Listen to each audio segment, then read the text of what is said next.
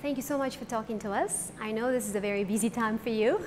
Yes, well, it's my pleasure. I'm glad to take the time and have the opportunity. Thank you. You were recently in Uzbekistan, Kazakhstan, and Kyrgyzstan. What was the focus of the trip? It was partly an opportunity for me to meet the leaderships in the countries and understand their perspectives and understand the issues they think are important, both in our bilateral relationship, but more broadly in their world standing. But it was also great timing because it came just after President Obama had announced his decision on the American presence and transition in Afghanistan. So it was an opportunity for me to both listen to ideas and interests and concerns from our partners in the region, but also to explain the President's policy and his decision, and to make especially clear that the United States remains very much committed to the security and prosperity of our partners throughout Central Asia, and to talk in some detail with the leaders in each country about that. What were some of the major concerns they raised? I think overall there's this general sense, which is unfortunate and incorrect, that the United States is just leaving, that we're somehow leaving our partners to cope with whatever challenges may arise in the region. And I was able to very clearly address the fact that I understand that concern, but it really is misplaced, that the United States has strong relationships with Uzbekistan, with Kazakhstan, with Kyrgyzstan, and all the other countries in the region, that we've made a commitment to Afghanistan to continue to support them through security cooperation, through economic cooperation and development, and to maintain a strong relationship with Afghanistan as well. So I think that was the general concern. And then, of course, the specific concern was about the security situation. And so I was able to talk in some detail about our plans for a transition in the security mission, and handing over, as is appropriate, primary responsibility for security to not just Afghanistan, but to countries in the region, but that we stand ready to help all the countries in the region to build their capacity to provide for security for their countries. In post-2014 period. Post-2014, but we've started already. We have security relationships with all the countries in the region. They vary, they differ, because each country is different, each country has different needs and interests, and so we always try to tailor our security relationships to fit, whether it's more border security or whether it's supporting modernization.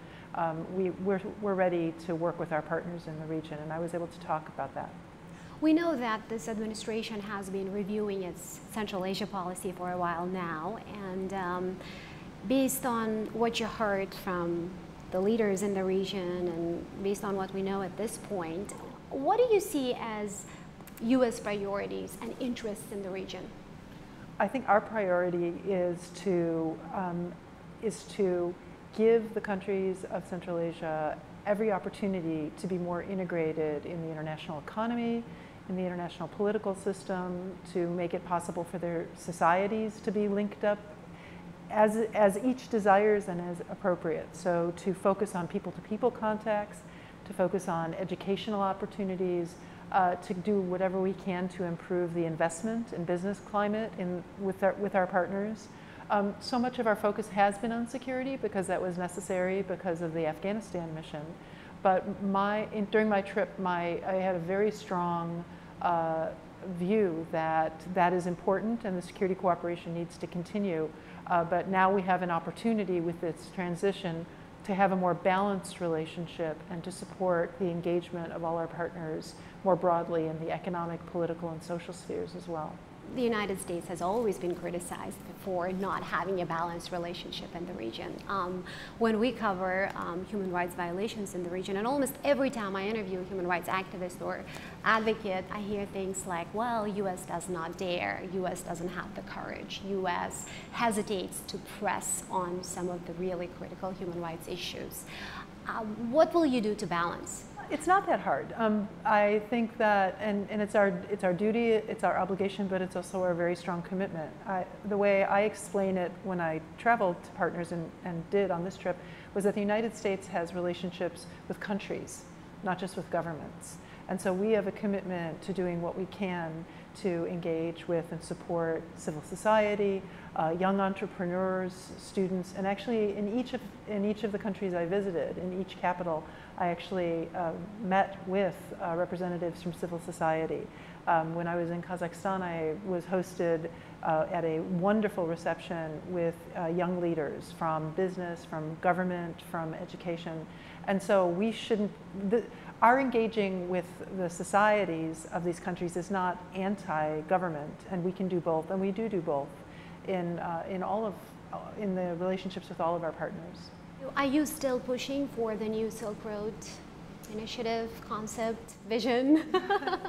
We are, and more importantly, we are now moving towards concrete proposals, concrete programs that build that interconnectivity, that bring the region out into the international community and international economy, but also bring the international economy to the region. So building linkages in energy, especially in electricity distribution, working to support ideas for water relations in the water sector, which is so important in the region because all of the important water resources cross borders.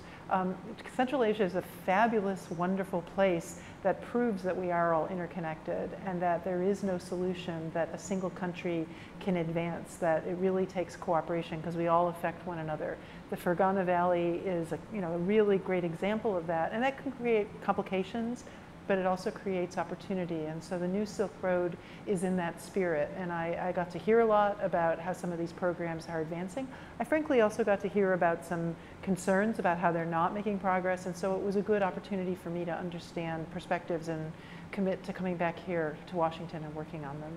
Well, based on our reporting about the new Silk Road concept, and we've been reporting this for a long time, we don't see a lot of eagerness or enough political will in the region. There isn't as much excitement in the region as it is here. And at times it seems like the United States wants this concept to be realized more than the Central Asians themselves. Do you sense that, or is it? I think that would be dangerous if that were the case, because we can't want a benefit or a program or an opportunity more than our partners do. I think it's less wanting it more or wanting it less. Maybe the United States has more experience with some of these complex multi-country cooperative programs. We work in NATO, we work in the WTO, we work in lots of multilateral organizations.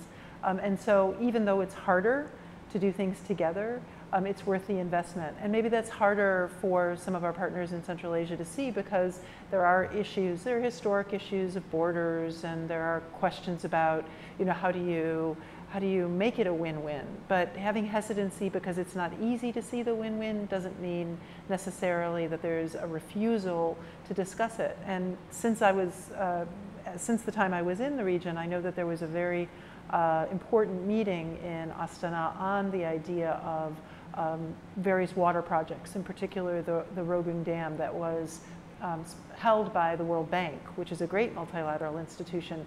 And so I think it takes these meetings and it takes getting used to the idea of how complicated these negotiations and these projects can be.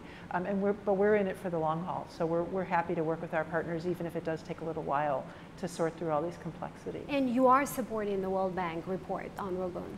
Well, the World Bank report is an expert report. So it was explicitly tasked because the World Bank is a neutral actor. It has the expertise. It doesn't have a particular political view one way or another. And so with a neutral report, that helps to then address the political concerns of all the different partners. So we support the report in the sense that we value the expertise, and we think that that expertise and that knowledge should then be the basis for making political decisions going forward. And we've told our partners that.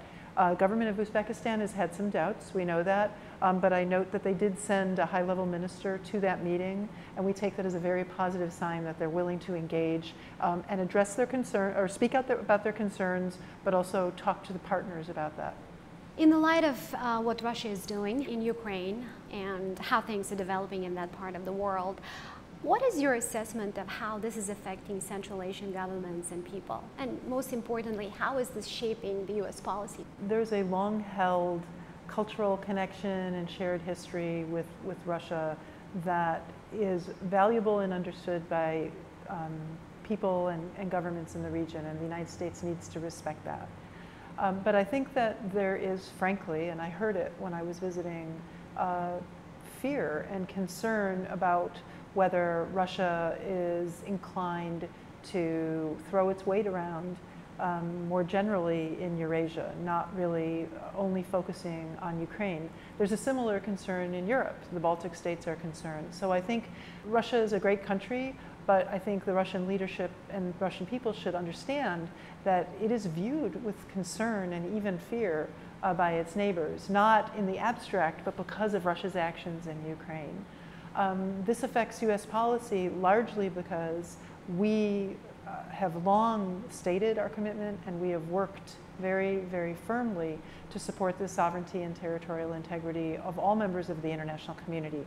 We have to have that basic security, that basic understanding that all countries in the international community are going to deal with one another as sovereign equals. They vary in terms of power, but in terms of international law, they are sovereign equals, and they need to respect one another. And with that, any dispute can be resolved eventually, any concern can be negotiated, but that respect is first and foremost the basis for all we do in international relations.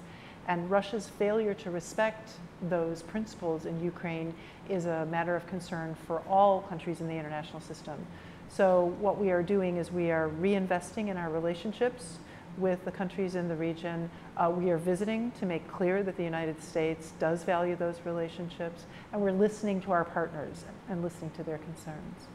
Central Asian governments are very concerned about any kind of instability that may spread out of Afghanistan once the United States leaves or decreases the number of troops there. But with what's happening in Russia, do you sense that the concern over what Russia is doing may overtake the concern over Afghanistan? That's interesting. I hadn't thought of it in those terms. I think unfortunately, when you're in a leadership position, you're able to be and have to be concerned about many challenges before you. I think that my sense was the concern about Afghanistan was more immediate, because it's not that it's nearer by, but that the instability is really viewed with some instability, and uncertainty is always a concern because you don't know what you're dealing with. I think the concerns about Russia are also rooted a certain amount of uncertainty in terms of whether the Russian leadership, like I said, more generally, is going to start putting pressure on its neighbors. I think there's an understanding and a recognition in the region that right now the crisis is about Ukraine, and Russia's focus is on Ukraine, and that Russia is a longer-term challenge. The good news for that is that we have time to build up capacity, to build up relationships, to continue to support, for example, Kazakhstan and its aspiration to become a member of the WTO. So we have time to address some of those concerns. You have worked as an academic. You have also served in the Pentagon, and now you serve in the White House. You're a policymaker. Those two things come together as you do your work.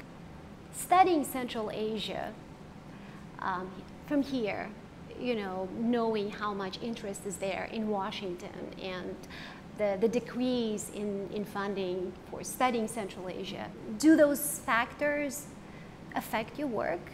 I personally, and we in the U.S. government, do have great concern about the reduction in funding for studying. My studies as a graduate student were supported in part by U.S. government grants. I learned to speak Russian with U.S. government funding, and so I think investing in the future. We go to our partners and we lecture them about investing in their future and investing in their students and investing in education, and we should lecture ourselves more and pay attention about that as well. I do think there are vibrant studies in Russian studies certainly, and there are some terrific universities that focus on what we now call Central Asia, that has deep historic roots. So I think there is a baseline of investment in the region, but the United States should recognize the importance of the region, importance of the language, the culture, and the history, as well as current events. I mean, one of the things I was really struck by, and I was lucky to be in the region, was that all these places and all this history and all these visible reminders of the history and the past and important historical events helped me actually to understand the conversations that I was having with leaders and with civil society representatives and with business leaders in the moment. So it's not either or. You can't just do policy or just be more academic. You really do have to have both. And I came back and talked to my friends who were in the university. I told them they're doing the right thing. And I love meeting with students, and it made me aware again of what a terrific thing that is to do, to invest in our own future. Yeah, and the funding has been cut. The United States, like many countries, has faced the effects of the economic challenges that we've been coping with over the past few years. So the reality is our budgets have shrunk. While our budgets have shrunk, though, that doesn't mean that they disappear. And there is a committed core of people who have fought for funding, for student programs, for education, for research, study abroad. There are still valuable programs like the Fulbright program that enable Americans to travel abroad and our friends and colleagues from partner countries to visit here. But I also think that business has a role in this, and universities often build really good partnerships with business. And so I'm interested in exploring whether some of the businesses that are involved in Kazakhstan and Uzbekistan and in other countries in the region would view this also as a long-term investment to support these kinds of exchanges as well. Thank you. Thank you. So much.